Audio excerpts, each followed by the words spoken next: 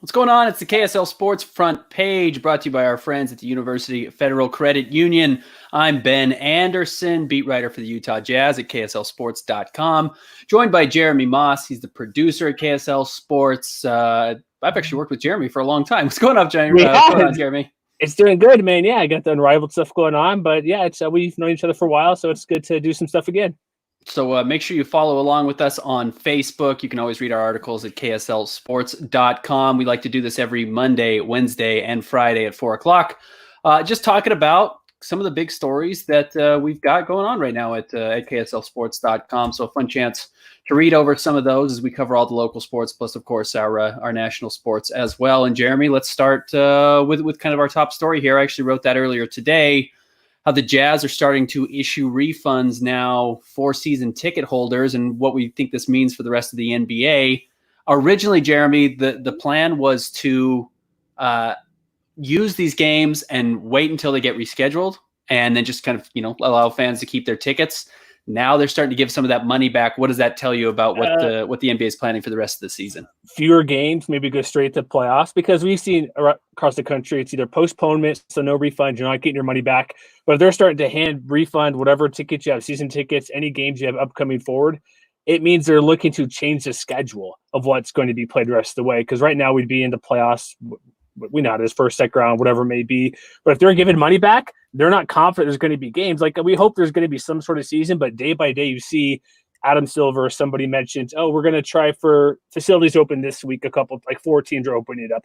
Or right. The Utah Jazz are waiting a week or waiting more to get back into the Zion Center. And so it just means like they're less confident that there's going to be basically the games that were scheduled to be played. They're not going to happen. Like, there might be a handful of games in the playoffs, but this is not good for the continuation of the NBA season as we know it. So I think it's going to be much fewer games. The Jazz have about 10 regular season home games left. They're starting to refund money for those if that's what fans want.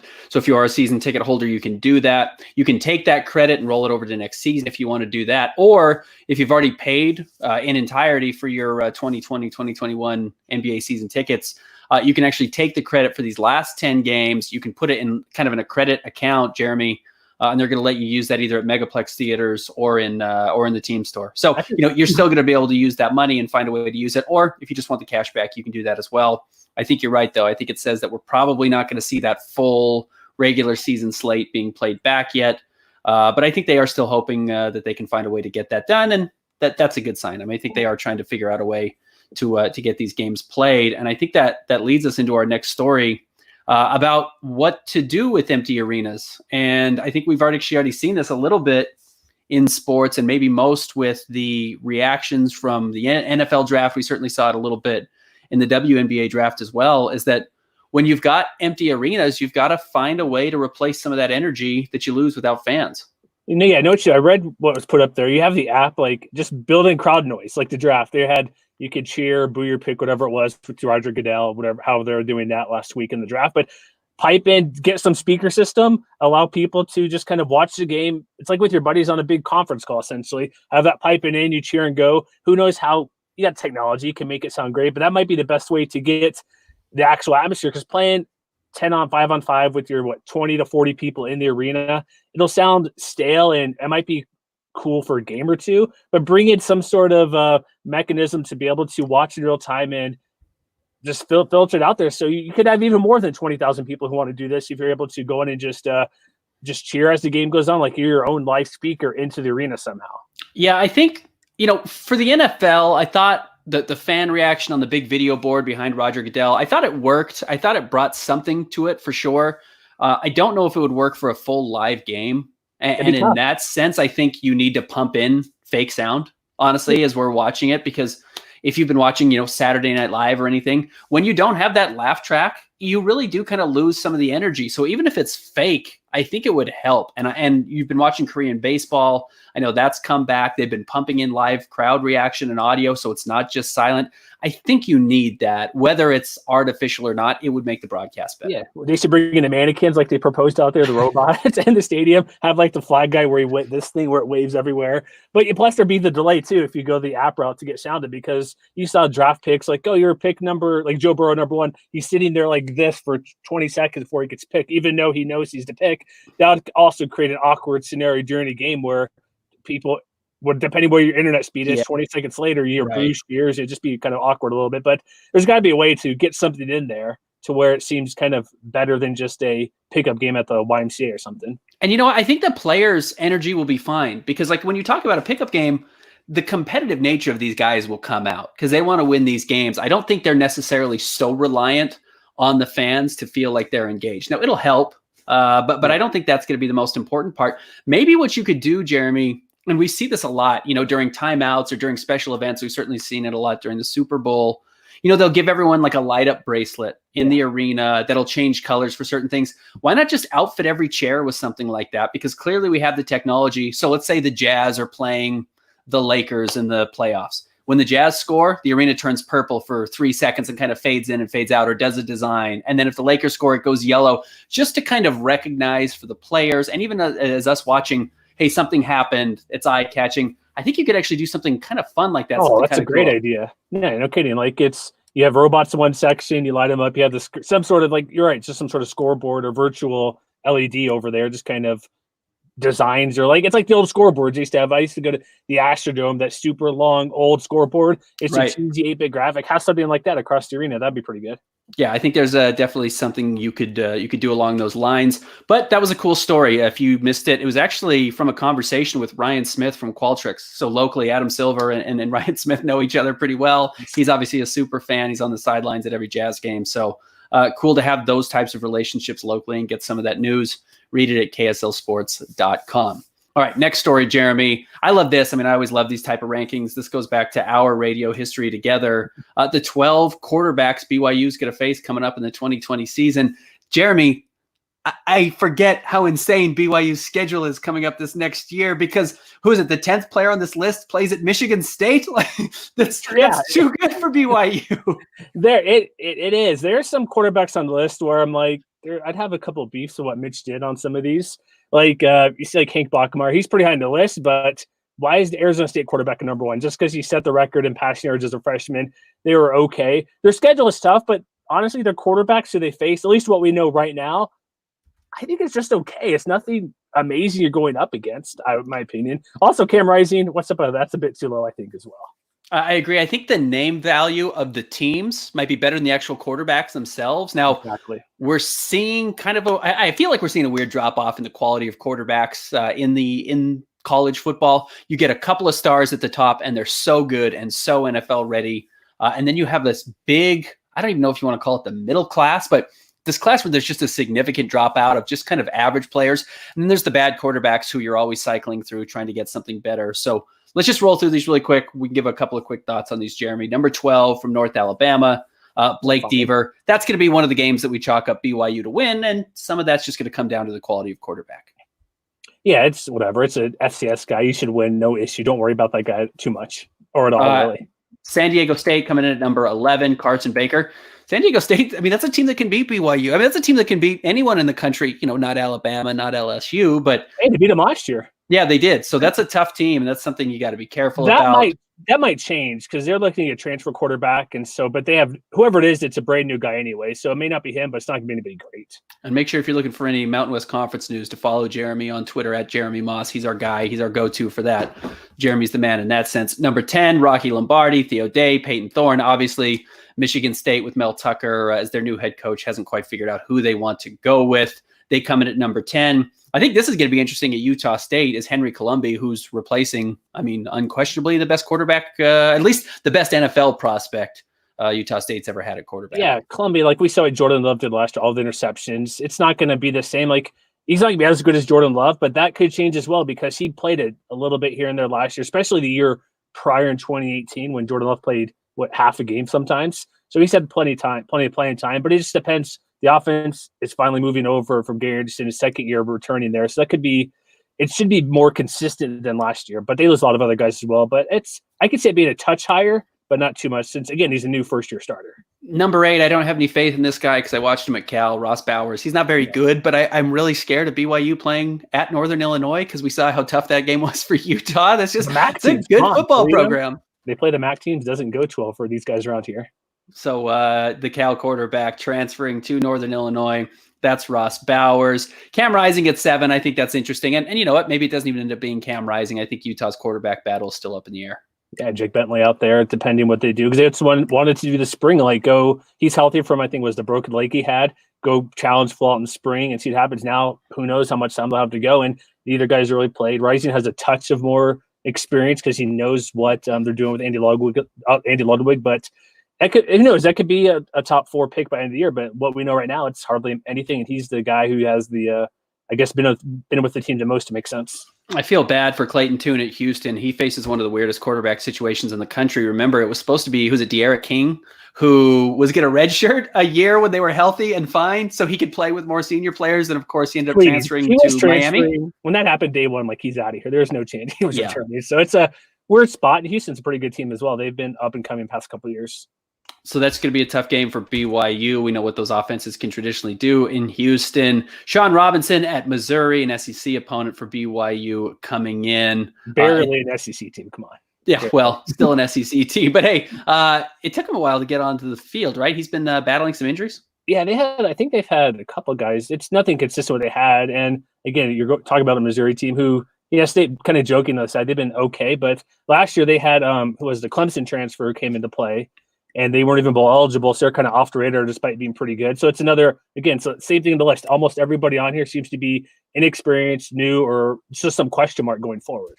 Coming in at number 4 on this list, this is a name local fans are familiar with, because Boise State's so close in proximity. But I think the Utes were hoping to flip this kid after he committed to Boise State, but he hung tight there and actually had a pretty good season. He had that big win. Was it at Florida State last year to start the season? Yeah, that was a weird game. The opener, as a true freshman, that was weird too. The Hurricane game, they switched locations last second. That's right. He missed about 4 or 5 games due to injury. Came back in their bowl game, didn't look great, but he started as a true freshman and a good program like Boise State. He could be possibly the number 2 guy on this list once it's all said and done. But they also have a lot of new receivers and new talent coming back. But assuming he's completely healthy, like, he had offers from all sorts of places across the country. You go to Boise State because they've developed some pretty good quarterbacks and they typically win 10-plus games. And so he's a guy, if he's basically healthy and ready to go, he could be one of their top quarterbacks in the past decade. Coming in at number 3, this will be interesting. Davis Mills, he's stepping in at Stanford. Issues last year with KJ Costello at Stanford. They fell to just 4-8 on the season. Costello goes to, was it Mississippi State now that he's going to be playing at? So I think you're going to find Stanford probably bouncing back, but man, they lost a lot of talent over the last couple of seasons. I just don't know if we're going to continue to see these David Shaw 10 and 11 win teams every year. We'll see. He's a great coach and he does great things with the players he has. But he took the step back, and it's a cyclical thing kind of with Stanford. It's harder to get in. Academics changes a little bit to get those top end talent guys who want to have either you have the grades and are really good. I don't think the losing record's the norm, but it's a tough place to, once you get going. That's why Harbaugh left there to go to Michigan, all those places afterwards. It's difficult to keep it going 4, 5, 6, 7, 8 years down the road.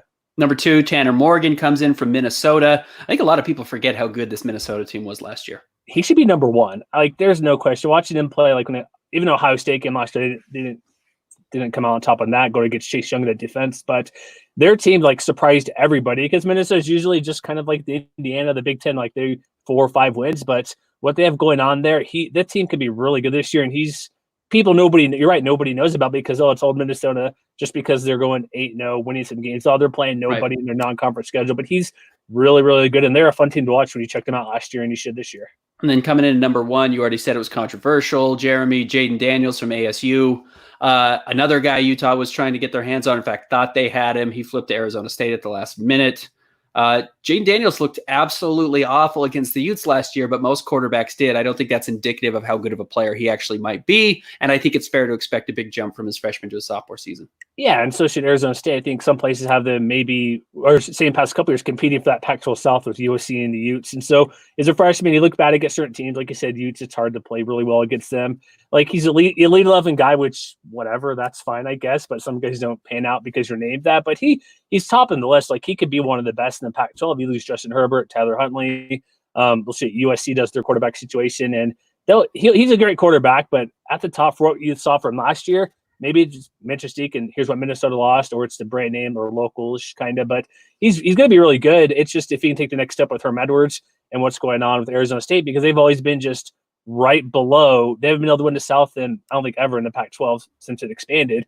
He could be the guy to get them over the hump, because this year Utah losing a ton. USC's, you know how it is, they're kind of weird to Clay Helton. They have the talent, but it hasn't been great. So maybe if he wins the Pac-12 South this year, that'll get them going, but they haven't quite done it yet. So it's kind of like until I see it and he beats a really good defense, I don't really trust him saying he's that elite guy. And, there's just no guarantee that you get better your sophomore season. We expect that. That's generally how it works out when guys do get better, but not everyone ends up progressing as much as you would like them to. And with this off season that everyone's facing, that's just weird. You're missing out on spring football. Who knows what some of these young kids are going to come back like? Who knows what they've been focusing on over the last couple of months? So I think this is going to be a real test. I think good coaches are going to have their teams organized and ready to play, and we'll have made sure, whether that's through Zoom calls or however you're getting in contact with these kids, you've kept them prepared, and other coaches just simply might not do it as well. It'll be an experience. Like I mentioned, a lot of these guys are new. If you're a returning team with a lot of talent coming back, you have margin of error compared to just go back to Utah, lose 7-8 guys drafted, 9 defenders gone. It's going to be tough. And it may end up giving who is it, Bentley, a quarterback or an advantage in the quarterback room, just having played a little bit more. Exactly. So let's move on to the fit for Zach Moss as he landed with the Buffalo Bills in the NFL draft. And Jeremy, you like this fit. This article was written by Trevor Allen. Yeah, he went to third round. Like, if you look who the Bills have, there's a couple reasons. Frank Gore, who apparently is still playing football at the Jets now, he was there last year. He had, 500-600 yards. Then they had Devin Singletary, who's going into his second year. And then you have Josh Allen, who runs, I think he had about 500-700 yards last year. So they don't run a lot, but they didn't have the main guy. He was the only running back they drafted. And he'll come in right away, as the depth chart shows, number 2 on the depth chart right there. And he could battle Singletary for the starting job. At very worst, they split time. He could be a rookie who could get up maybe 800 yards on the ground. And then you look at the AFC East, Patriots take a huge step back. Dolphins are getting better, but not great. And then you got the Jets, who we'll see what Sam Darnold does. They're healthy and all that stuff. But I think that's the best fit for early playing time, can get going right away and be a star. He'd be there for a while. And NFL uses multiple backs anyways. He's not going to have to sit behind a guy, a lot of carries. He'll be able to get 40% at minimum, I'm thinking, depending, like you said before, the offseason workouts, what you can do. But he can step in right away and be a key contributor on a team that can win the AFC East.